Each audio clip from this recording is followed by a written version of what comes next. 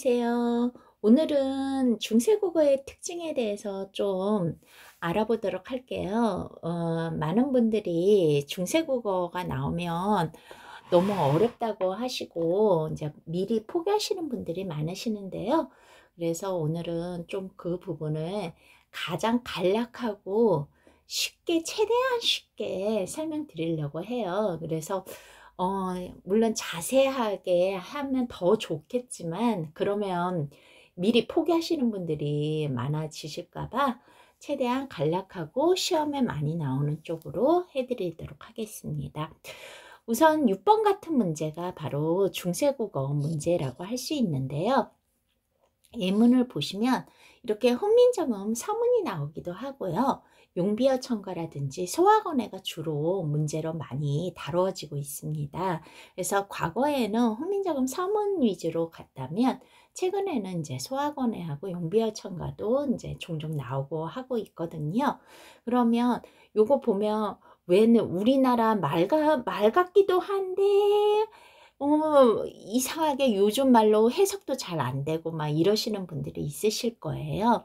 요거 같은 경우에는 중졸 국어에서 여러분들이 훈민정음 이제 서문으로 그거 배우셨을 거예요. 뭐 우리나라의 말이 중국과는 달라서 한자와는 서로 통하지 아니하므로 이런 이유로 어리석은 백성이 말하고자 하는 바가 있어도 마침내 자기의 뜻을 능히 펴지 못하는 사람이 많아서 내가 훈민정음을 만들었다 이런 식으로 풀이해가지고 문제를 다룬 적이 있었어요.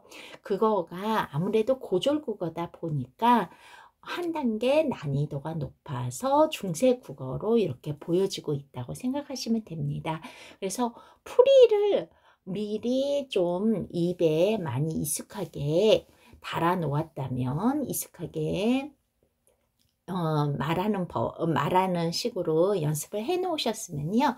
오히려 요거 봤을 때 그 풀이랑 연관을 지어서 생각하시면 좀 더 편하시거든요.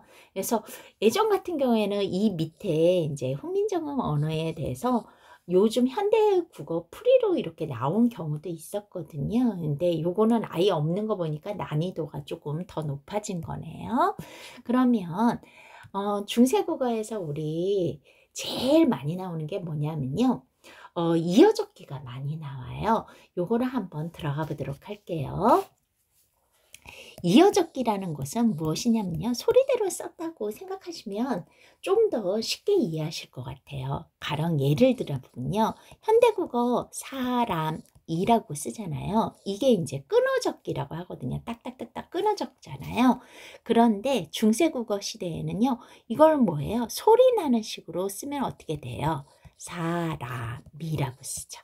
그쵸? 그리고 어떻게 해요? 요즘에는 사람이 이런 식으로 끊어서 딱딱딱딱 쓰는 거예요. 이걸 끊어적기라고 합니다. 그래서 중세국어의 특징은요. 바로 뭐다? 이어적기다라고 하시면 되고요. 이 중간에 가독기적인 거가 있었어요. 거기에 물론 이어적기도 쓰였었고요. 중간에 끊어적기도 쓰였는데 가독기에는요. 거듭적기도 다 짬뽕으로 썼단 말이에요. 거듭적기는 뭐예요? 두 개 다 썼다라는 거예요. 그래서 어떻게 돼요? 사람이 이어적기 썼다가 어떻게 해요? 좀 헷갈려요. 막 이 사람은 이어적기 쓰고 이 사람은 끊어적기 쓰고 그러니까 뭐예요? 이도저도 아니니까 여기다 하나 더 적자. 요게 바로 거듭적기가 되는 겁니다. 그래서 요거는 이제 알아두시면 되겠죠. 특히 이어적기 알아두시면 될 거예요. 그리고 이제 한 가지 더 알아두셔야 되는 게요. 뭐냐면 방점이라는 게 있었어요. 여기에서 보시면요. 이렇게 점 보이세요? 여기는 두 개 있고 보이세요? 얘는 없고요. 이런 거 보이시죠? 얘네들 이름이 방점이에요. 그래서 요즘에는요. 뭐죠? 자음과 모음으로 뜻을 구별하기도 하고요. 이걸 음운이라고 하죠. 또 뭐예요? 소리의 길이로 뜻을 구별하기도 해요. 눈하고 눈, 소리의 길이로 그 뜻을 구별하기도 하거든요. 근데 중세국어에는요. 소리의 높낮이로 구분을 했었어요. 그걸 방점이라고 그래요. 쉽게 말하면 중국의 성조 같은 거죠. 중국말 들어보시면 으쌰쌰 왔다리 갔다리 왔다리 갔다리 소리가 높고 낮고 그러잖아요. 중세국어에도 그랬다는 거예요. 방점에는요. 총 4가지가 있는데 나머지 입성은요. 거의 안 나오니까 일단 뺄게요. 그리고 최대한 여러분들의 외우는 범위를 줄여들기 위해서 최대한 쉽게 이제 설명을 드리려고 하는 거거든요. 그래서 방점에는 평성, 거성, 상성이 있어요. 자, 평성은요, 요 나처럼요, 아무것도 없는 거, 점이. 그 다음에 거성은요, 나처럼 점이 하나 있는 거. 상성은요, 말처럼 점이 2개 있는 거예요. 근데 이게 소리의 높낮이가 나온다고 그랬잖아요. 평성은요, 낮은 소리를 말하고요. 거성은 뭐예요? 높은 소리고요. 상성은 낮았다가 높아지는 소리로 이렇게 이어지고 있어요. 그러면 가령 나란 말싸미 요거를 좀 지어볼게요. 그러면 어떻게 돼요? 나라는 말은 평성이니까 낮은 소리, 낮은 거성이니까 어떻게 해요? 높은 소리 점이 하나 있죠. 말은 낮았다가 높아지는 소리. 그래서 옛날에는 나란 말 이렇게 하지 않았을 거고요. 아마도 너라 말 이런 식으로 소리의 높낮이가 있었을 거라고 추측할 수 있겠죠. 자, 그래서 요게요. 현대국어에서는 요거는 짧은 소리로 바뀌었고요. 얘도 짧은 소리. 근데 얘는 낮았다가 높아지려니까 어떻게 해요? 조금 긴 소리로 바뀌었다고 할 수 있습니다. 자, 요게 이제 제일 중요한 거, 자주 나오는 거가 고졸국어에서 자주 나오는 거고요. 그 다음에 그리고 주격 조사가 또 고졸국어에서 많이 나오거든요. 그거 하나만 더 해드리고 여기에서 이제 들어가도록 하겠습니다. 중세국어 문법은요. 현대국어랑 비교하면 좀 더 이해하기가 편해요. 현대국어에서 뭐예요? 철수가 같다 라고 해볼까요? 그러면 보세요. 받침이 없을 때는 가라는 말을 써요. 그러면 수민이는 같다 할 때 받침이 있을 때는 이를 쓰죠. 그쵸? 현대국어에서 주어를 나타내는 주격 조사인 경우에는 이 아니면 가를 써요. 근데 중세국어에서는요. 가라는 말이 없었어요. 이라는 말이 있었어요. 그러면 훨씬 쉬웠을 것 같잖아요. 근데 이가 3가지로 나눈 거예요. 차라리 가가 있었던 게 낫겠죠. 이는요. 자음이 있을 때는 이로 표시를 하고요. 모음이 있을 때는요. 얘도 이라고 발음을 합니다. 이라고 표시하고요. 그 다음에 이 모음이나 이 모음 뒤에 계열일 때는요. 어떻게 돼요? 아무것도 안 쓰여집니다. 그러면 예를 들어 볼게요. 사람이라는 말이 나오면 어떻게 해요? 자음으로 끝났으니까 이를 써주는 거고요. 이해되셨어요? 네. 그 다음에 만약에 나라는 말이 나오면 어떻게 해요? 모음으로 끝났으니까 뭐예요? 이를 써주는 거죠. 되셨어요? 그 다음에 중세국어에는 뿌리를 불휘라고 얘기했거든요. 그래서 어떻게 돼요? 이 모음 계열이네요. 그럴 때는 어떻게 해요? 아무것도 쓰지 않고 이 자체로 뿌리가라는 말이 되는 겁니다. 요 정도 알아두시고 들어가시면 되실 것 같아요. 그러면 지저분하니까 일단 지울게요. 자, 여기까지는 좀 이해가 되시나요? 좀 어려우실 거예요. 그래서 이해가 안 되시면 반복해서 좀 들어보시고요. 그래도 이해가 안 되시는 거나 질문이 있으시면요. 댓글로 알려주시면 다음번에 다음 영상에서 그거를 참고해 가지고 또 영상을 제작하도록 하겠습니다.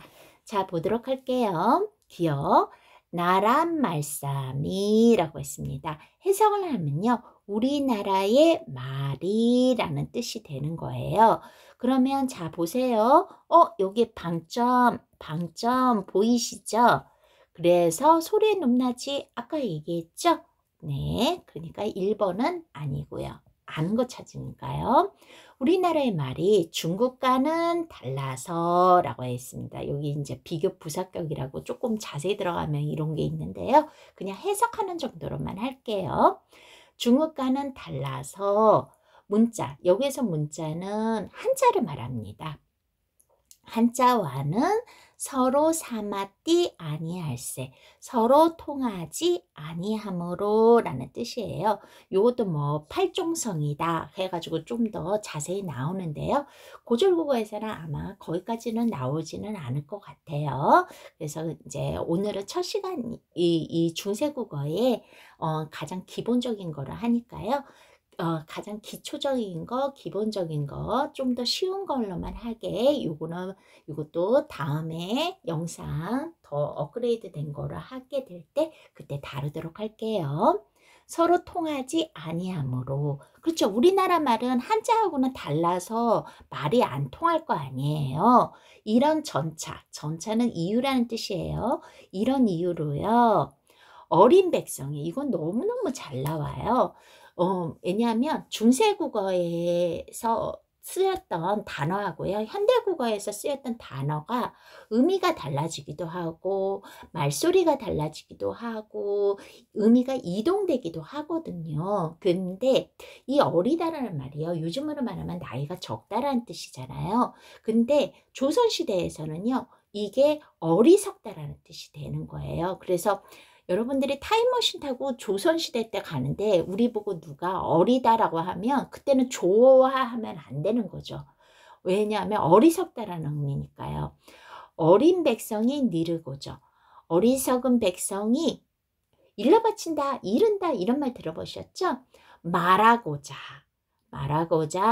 홀빼이셔도 하는 바가 있어도, 즉 뭐예요? 어리석은 백성이 말하고자 하는 바가 있어도 어떻게 돼요? 한자 너무 어렵잖아요. 우리말과 너무 안 통하잖아요. 뭔가 문제가 있겠죠? 여기에서 보세요.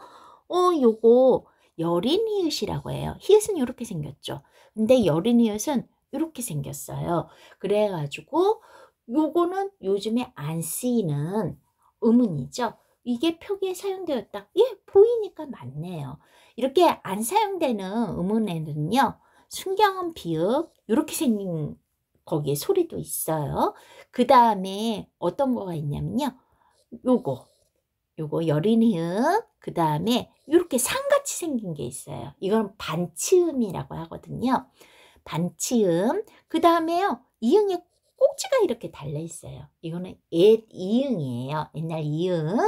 그 다음에 아래아, 요게 아래아거든요. 아래아, 요런 글자들이 되게 많았어요. 또 어떤 거는요, 막 이렇게 생긴 글자도 있어요. 막 자음이 여러 개 우우우 있는 거예요. 이런 거를 자음군이라고 했는데, 글의 맨 앞에 있으면 뭐예요? 언어의 머리통에 있다. 그래서 어두자음근이라고 이야기합니다. 이런 글자들이 중세국어에는 표기가 되어 있습니다. 하는 바가 있어도 뭐예요? 마침내 지네들 뜻, 제 뜻을이라고 했습니다. 원래는 이렇게 썼을 거예요. 근데 어떻게 해요? 소리 나는 대로 쓰니까 어떻게 해요? 뜨들이라고 썼겠죠. 이어적기를 말하네요. 그리고 요걸 보세요.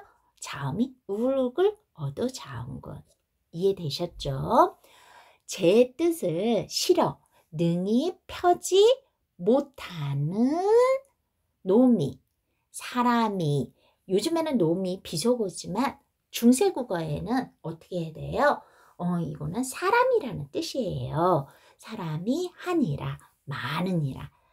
자, 하다가 중세국어일 때에는요, 많다, 크다 이런 의미였어요. 그리고 우리가 지금 얘기하는 뭐뭐 하다 두의 의미로 쓰인 거는 이렇게 아래아를 썼거든요. 이것도 알아두시면 좋겠죠.